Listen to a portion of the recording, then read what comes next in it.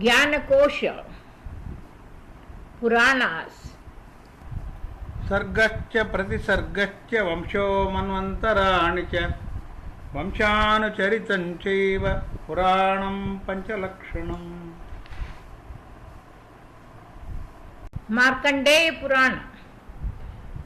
King Alarka and his queries about yoga.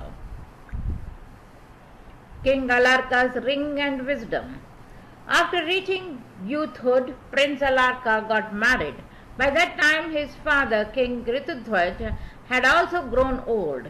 Hence before Grihastha he crowned his son as the new king. At the time of crowning, Queen Madalasa presented him a ring and said, "O son, this ring contains a note which will teach you on how a king should administer the kingdom." Saying this, Madalasa blessed Alarka and left the palace with her husband Ritudhwaj to spend their lives in the forest. After his accession to the throne, King Alarka ruled justly.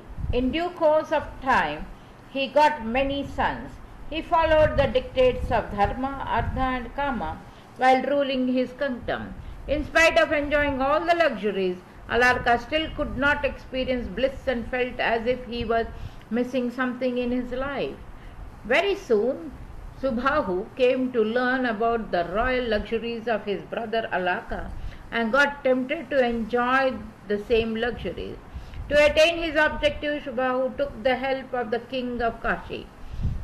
The king of Kashi sent an envoy to Alaka with a message to give the kingdom to Subhahu, which Alarka refused. Instead, he sent a reply that the request must be made by Subhahu himself. "I will not give him my kingdom out of fear of war," said Alaka. But Subhahu did not pay heed and with the help of the king of Kashi launched a massive attack on his kingdom and conquered it. Now Alarka's days of sorrow had begun. He then remembered the ring presented by his mother Madalasa. He opened the ring and found a letter in it. The letter said, "When you lose your everything, give up the company of your present advisers and join the company of learned sages."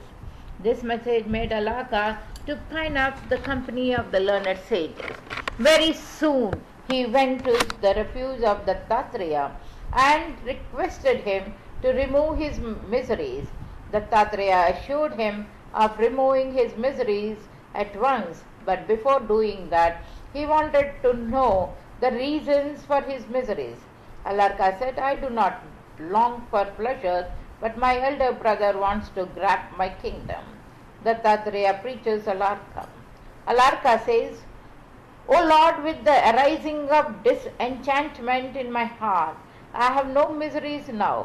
Only those people feel drowned in the ocean of miseries who are attached to worldly things. A man feels all kinds of sorrows due to his attachment towards the luxuries in which his mind indulges. Now neither sorrow nor joy can affect me." Dattatreya says, "O king, whatever you said is correct. Attachment is the cause of both sorrow and happiness. It is because of the knowledge I gave to you that the mist of attachment has disappeared from our and from your heart. A small sprout of ego ultimately develops into a huge tree of ignorance. Affection is the trunk of this tree. Home and family are the branches, and the wife and children are the leaves of this tree. Wealth and cereals are the flowers, and happiness and sorrow are the fruits of this tree. Relation that emerges out of affection is the canopy of this tree. This tree grows day by day and obscures the path of liberation. This tree is full of desires, and those who sit under the lee of this tree can never attain salvation. Hence, felling of this tree is of foremost importance for a person desirous of attaining Brahmatma. Yoga Dhyaya. Dattatreya says, "O king, with the attainment of knowledge, people come to conjugate with the Supreme Almighty, and which results into desperation of their ignorance. To attain moksha, it is necessary for a man to shun attachment first of all. Only after that he will become free from sorrows. When he becomes free from sorrow, he unites with the Supreme Almighty. This phenomenon is known as yoga. Unification with the Supreme Almighty enables a man to attain knowledge and finally moksha. It is therefore essential for all those seeking salvation that first of all they should renounce affection and attachment for the worldly objects, including their near and dear ones. Knowledge and renunciation are nothing but two sides of the same coin, and one is necessary to give rise to the other. Home is nothing but the place for staying, food is nothing but the energy required sustaining our body, and knowledge is nothing but an aid to attain salvation. Anything that caused obstacles in the way of salvation is ignorance. A living being is bound to receive the fruits of action, no matter whether they are good or bad. Hence, one should carry out his duties without bothering for the results.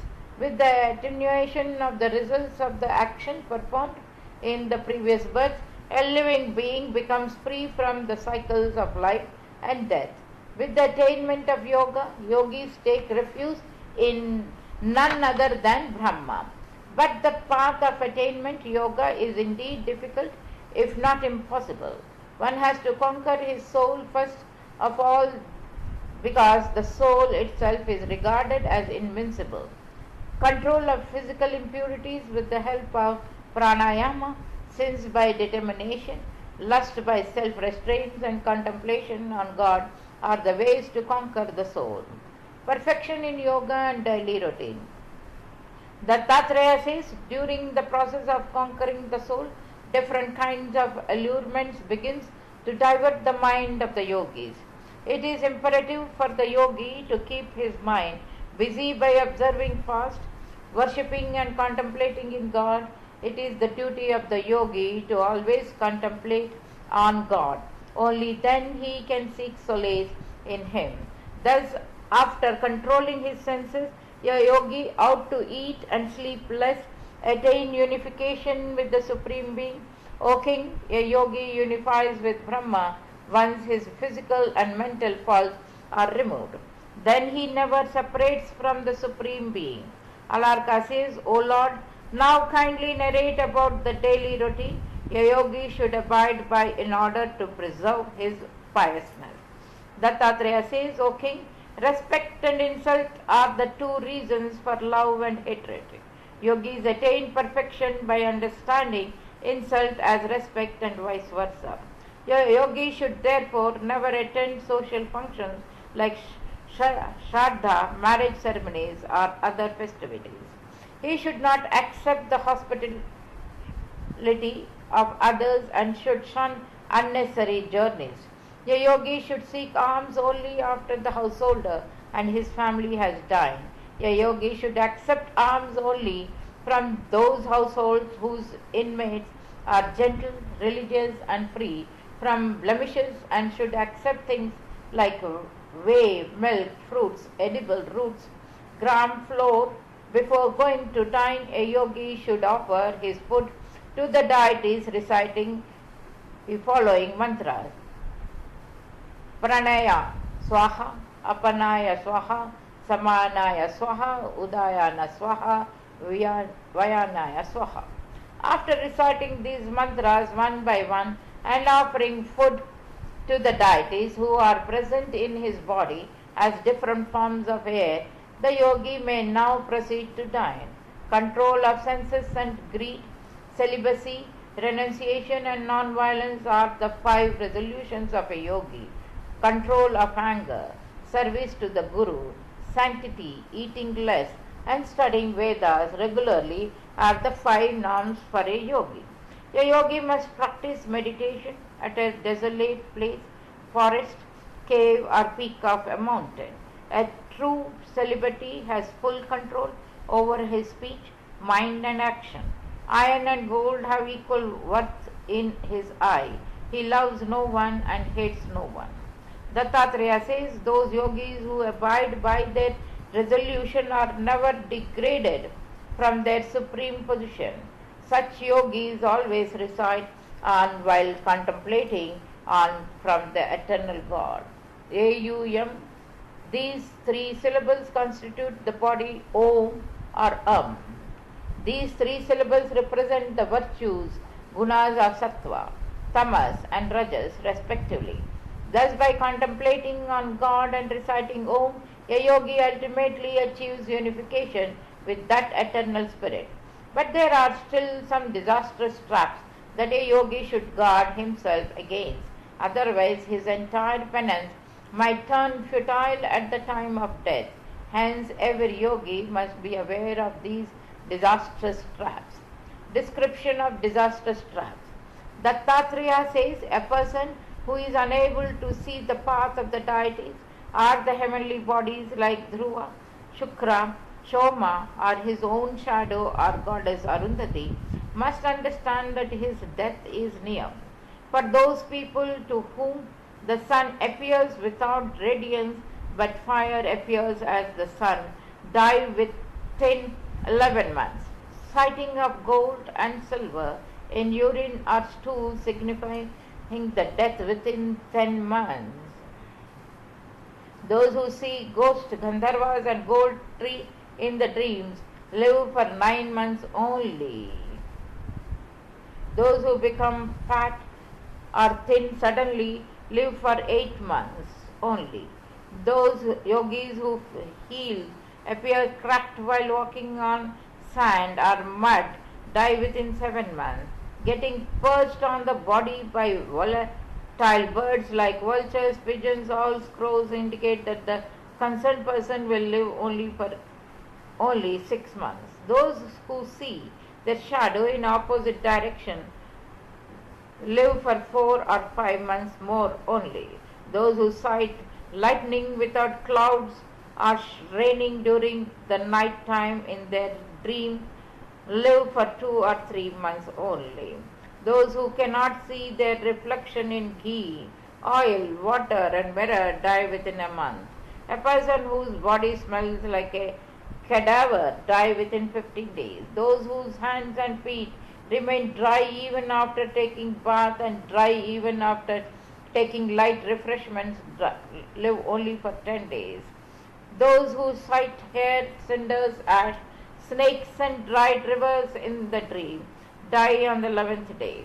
Those who feel hungry even after eating to their fill also die soon. O king, there are many more disastrous symptoms that indicate death. A yogi must always be alert regarding these signs.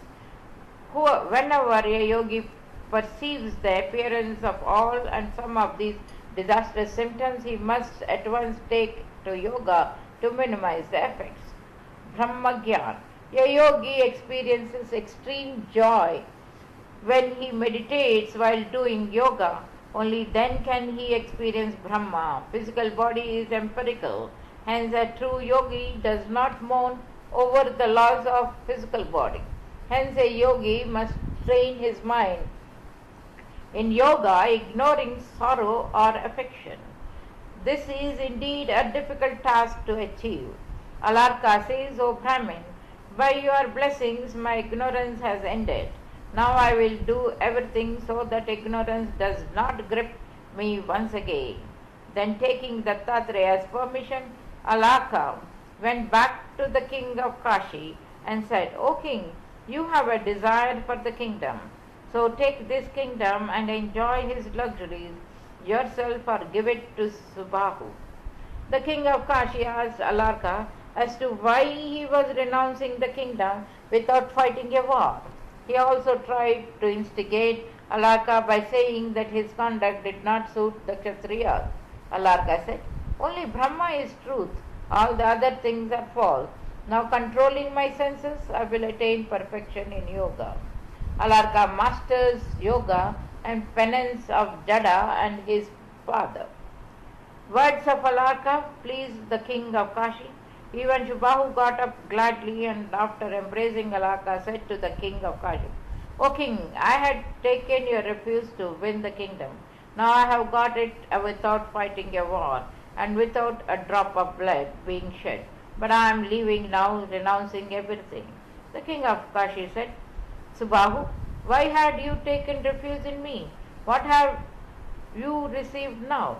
Subhahu said, O king, my younger brother Alarka had been so far indulging in luxuries despite having metaphysical knowledge. He was in fact experiencing miseries in his household. When the miseries cross all limits, only then renunciation arises in the mind, as in the case with Alarka. That was why I had taken your refuge. My job is finished now. So I am leaving to attain perfection in yoga. O king, I regard those people who ignore their near and dear ones in their miseries as heartless. Such people are degraded from their position of dharma, artha, kama and moksha and are criticized everywhere. The king of Kashi said, O Shubahu, you have saved your brother Alarka. Now kindly save me also. Shubahu said, attainment of dharma, artha, kama and moksha are the four major objectives for the attainment of which humans have been created. You have already attained dharma, artha and kama. Only moksha remains to be attained now. It's mine, it is me, are expressions of ego. Guarding the self from these thoughts is the true knowledge. A man must know what is to be known, who is to know, and who is he. A knowledge of these automatically leads to the knowledge of all. Saying these words, Subahu left the palace. The king of Kashi too returned to his kingdom. Alarka crowned his elder son as the new king and he began to practice yoga in a forest. After many years of rigorous practice, Alarka attained salvation and is abode in Brahmalokam. The Brahmin's son said, O father, now you too must take refuge in yoga in order to attain Brahma. I too will try to attain salvation. The bird says, O Brahmin, thus the father and son began their penance and attained salvation. The universe and Lord Brahma's manifestation, the origin of the universe. Jaimini thanked the birds for enlightening him with self-knowledge, but he was still not satisfied. There were many questions to which he had no answers. He asked the birds, how did this universe come into being? What will happen to it during the time of final annihilation? How did the deities, the sages, the ancestors and the living creatures originate? How did the Manvantras arrive? I am anxious to know about all these things. The birds replied, O Gemini, we salute the same Jagannath who creates in the form of Lord Brahma, nurtures the Lord as Lord Vishnu and ultimately annihilates the world as Lord Shiva in his most terrifying form. We will now reveal the knowledge which was once narrated by sage Markendeya. The birds then narrated the following tale as was originally told by sage Markendeya. In the beginning of creation, as soon as Lord Brahma manifested himself, all the 4 Vedas and 18 Puranas came out from his 4 mouths. Lord Brahma then created the Saptarishis merely by wishing, who took all the Vedas and Puranas in their possession. Later on, sage Chavan got the Puranas from one of the Saptarishis, sage Brighu, and read out in its content to the assembled sages. The sages then retold the Puranas to Daksha. Daksha narrated the contents of the Puranas to me, Markandeya. The virtues of listening to Puranas are capable of destroying all sins of any man. Now I am going to reveal to you that secret knowledge of Purana as was told to me by Daksha. Brahma, the cause and effect of everything, pervades the universe even after the final annihilation. All the 3 gunas are present in him. When the time is appropriate for commencing the process of creation, The whole atmosphere is covered by the great element, Mahatattva, which itself comprises of the three basic gunas, Sattva, Rajas, and Tamas. Ego manifests itself from the great element, Mahatattva. Even the ego remains covered by the great element. The ego then creates Shabda Tanmatra, subtle forms of matter related with sound. The sky, which symbolizes the Shabda, is created by this very Shabda Tanmatra. The ego then covers the whole sky. After that, Sparsha Tanmatra comes into being. Air, which signifies the quality of touch, then comes into being. After the creation of air, light is created, without which the forms and appearance cannot be perceived. The deformity of life results into the creation of Rasamatra. From this very Rasa Matra, water comes into being. The water is enveloped by the Rupa Matra. The water then gets deformed, and as a result, Gandha Matra comes into being, from which the earth is created. All the worlds are established in this earth. First of all, the gunas enter into the atoms and create the 7 basic elements which are a must for procreation. The 7 basic elements then establish themselves in Purusha and Prakrit. The union of Purusha and Prakrit results into the creation of egg. This egg keeps expanding in its size while being in water. Lord Brahma, who is also known as Kshatriya and who is also the creator of all the souls, dwells in that egg. The same Brahma pervades all the 3 worlds, all the creatures of the world, including the deities, demons, and human beings, along with islands, mountains, oceans, air, and sky, are present inside the egg. The Mother Nature, along with the great element, covers this egg. This way, the 7 natural coverings envelop the egg. Beyond the Prakriti is established the Purusha. Now I am going to reveal the identity of Brahma to you. Just as drops of water fall down from the body of a wet man immersed in water, in the same way Lord Brahma too discards of the egg in the end. The nature is nothing else but Kshetra, and Brahma is also known as Kshetrajna. This way the whole creation came into being just like lightning.